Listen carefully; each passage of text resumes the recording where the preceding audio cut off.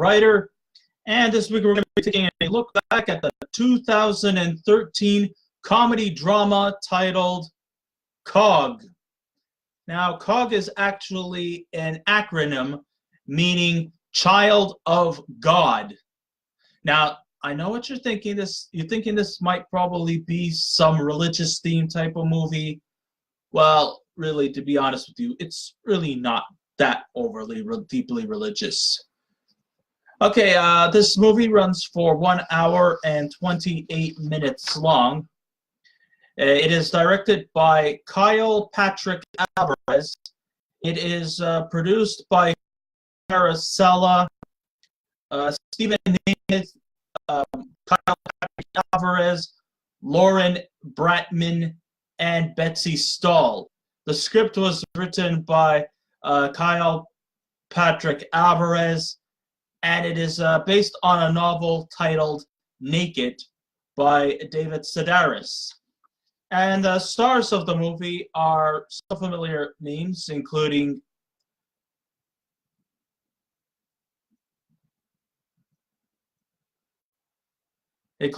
Jonathan Groff from Glee.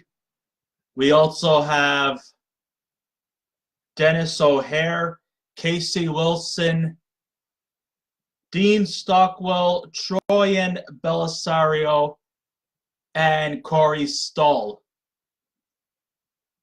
Okay. So, Jonathan Groff stars in this independent film C.O.G., which is the same title as the short story by humorist David Sedaris that the film is based on. Groff assumes the role as David, an educated Yale graduate who escapes the richness of his New York nightlife and settles in the more roughshod blue-collar factory in Forest Grove, Oregon.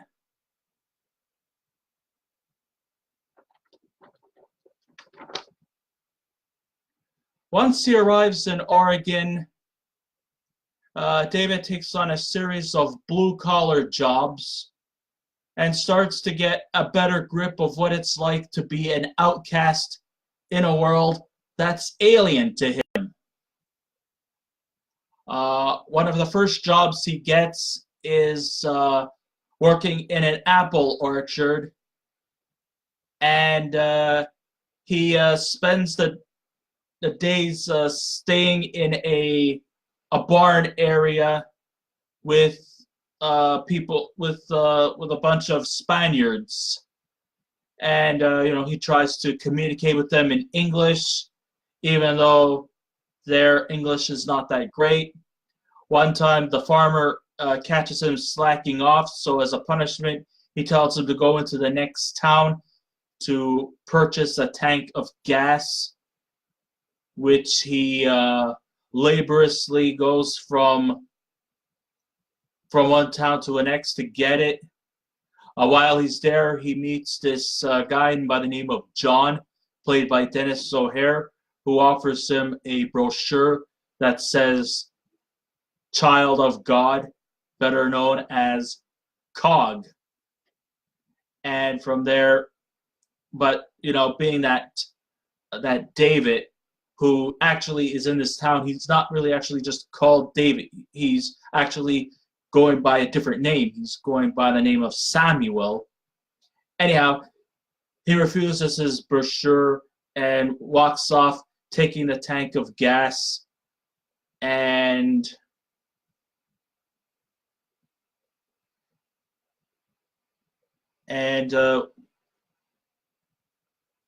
while this is happening,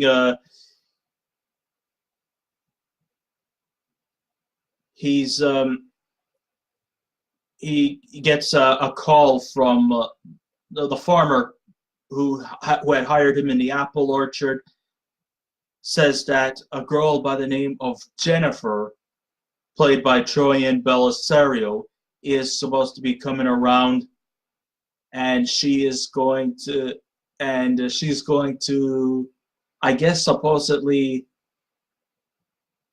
coming to help David, only to realize that when she arrives, she's not there alone. She's there with a guy by the name of Rob. And she tells him that she's not going to help him out at the apple orchard, and that she is going to drive off to San Francisco. But David refuses her offer, and that he's gonna stay in Oregon in this blue collar town for a little bit longer. And then she says something like, just because you're not there doesn't mean they're not gonna miss you. So it's kind of a question as to like, what happened? How did he become so estranged from his posh, rich upbringing, and what kind of like motivated him to go from his posh upbringing in Connecticut and to drive over to this blue-collar, roughshod neighborhood in Oregon?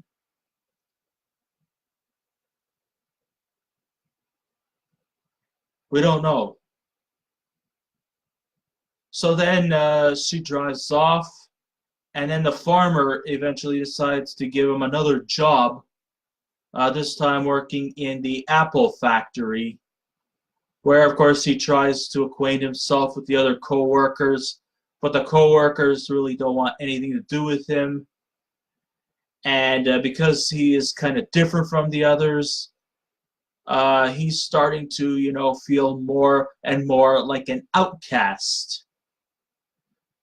And then he eventually befriends a forklift operator who goes by the name of Curly, played by Corey Stoll. And they start to, he invites, Curly invites David over to his house. And they talk, and they engage in some kind of small talk. And then he shows him a collection of sexually themed souvenirs of some sort. Of course, naturally, David does not feel very, very comfortable about all of this. And so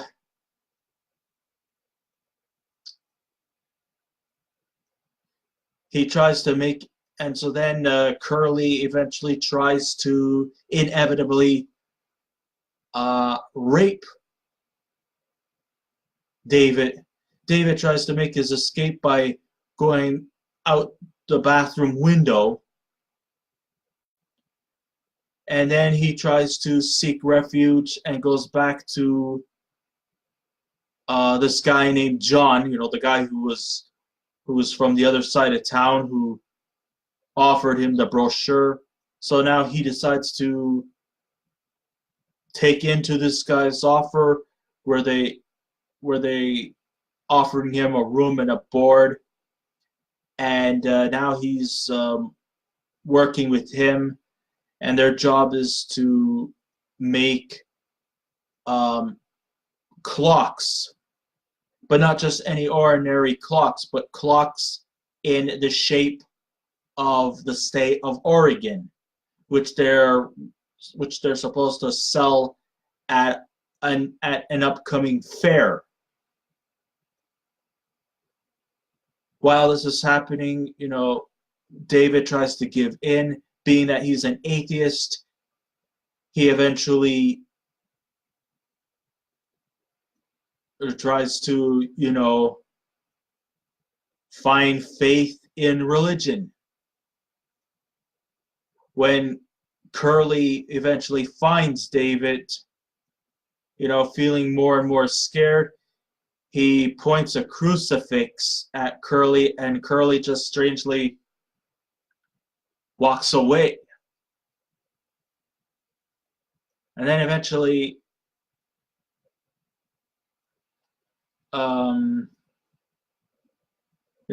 David asks John if he could borrow some extra pieces of his material for his own pet projects, and John gladly obliged. One day, David actually screwed up one of the clocks, and in an angry tirade, John got so pissed off that the family that was sheltering both John and David told them that they should leave, and that there's an abandoned saloon where they could stay and make their Oregon-shaped clocks. But then also David, while John was making his Oregon-shaped clocks, David took whatever material was left and made little boxes, which he thinks that maybe they could sell to the fair. John, of course, mocks and belittles David, but they still go with the idea. So at the fair, John is selling his clocks at a very, very reasonably high price, while David was selling his boxes at a much cheaper price. Of course, everybody started buying David's boxes, which were about $25. But John was like really overpricing his clocks at $100. So of course, they're going to buy the cheaper product. I mean, I guess that kind of makes sense. Feeling angered and betrayed, John decides to let David hop onto his truck, dropped him off in a cornfield, and vowed that he never wants to see David ever again. And so then the film ends with John's truck fades away. David is like in some kind of cornfield waiting for the bus to arrive. And then the movie just kind of ends there. So once he arrives in Oregon, David takes a series of blue-collar jobs and starts to get a better grip of what it's like to be an outcast in a world that's also alien to him.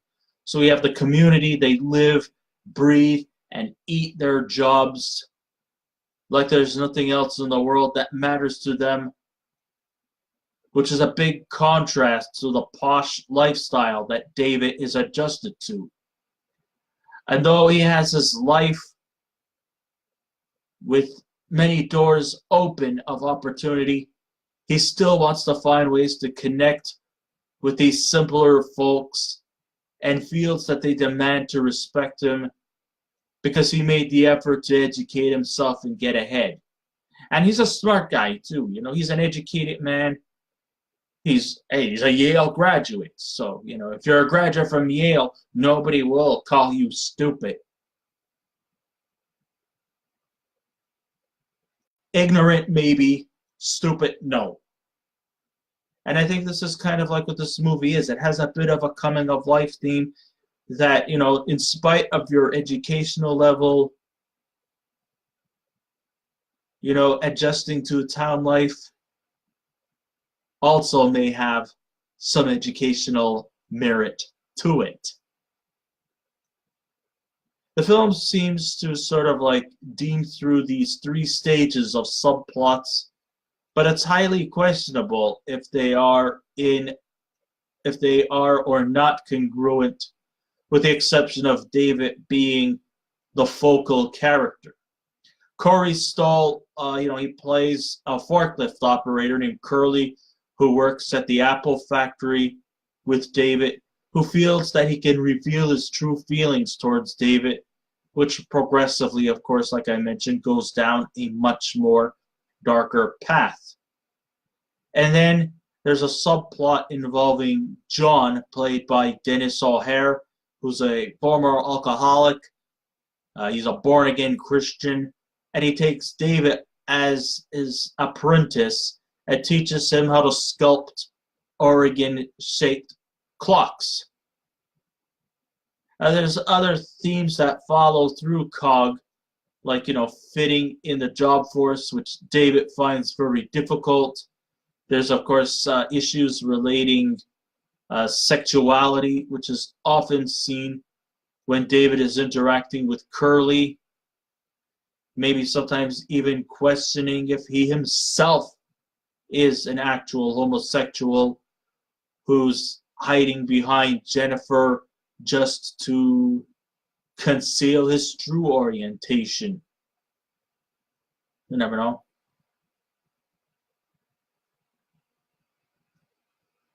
And then there's, of course, religion through his interaction with John.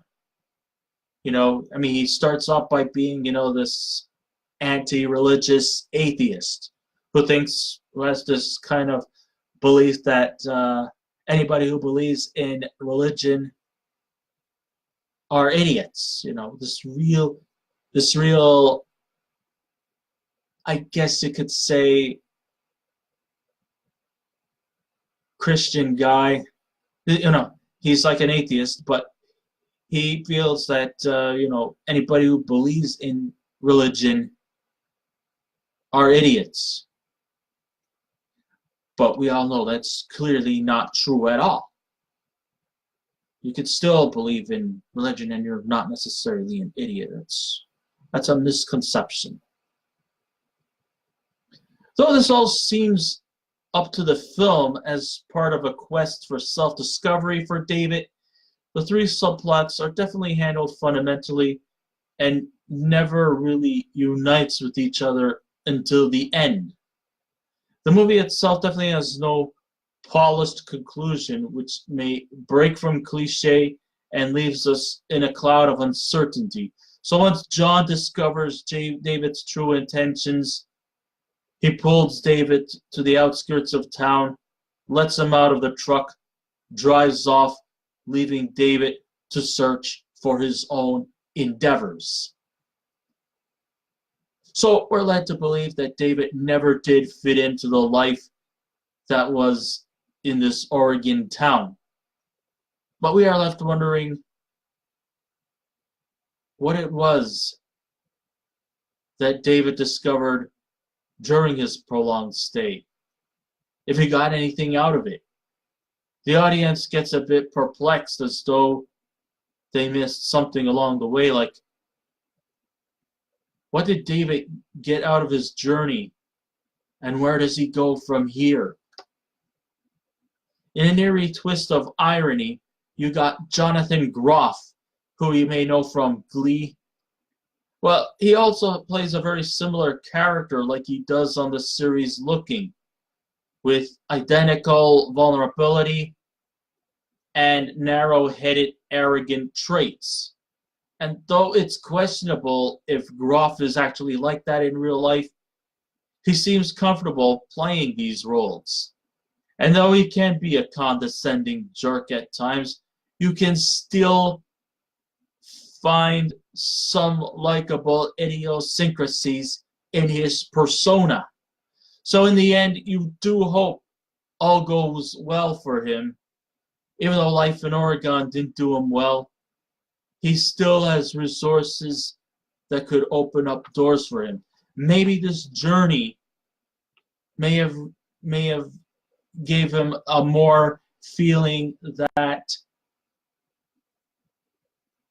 maybe all this time he was being ignorant and he just didn't seem to know it.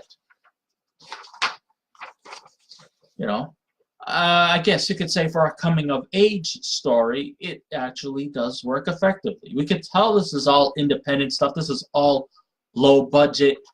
And we can all tell that, it's not filled with really high prolific actors, with the exception of Jonathan Groff. And I guess you could say Dean Stockwell was in this too. He's an Academy Award nominating performer. So though privilege seems to play a theme here, the dimensions are interesting though definitely I can't say they're all that congruent, because, you know, but I think that maybe where the weakness could lie in is that the movie does tend to go for only 88 minutes long. Maybe this movie probably would have been, better if the movie would have lasted maybe an hour and 45 minutes to get a better, more fleshed out reason as to why David left Connecticut for this working class factory themed community like Forest Grove, Oregon.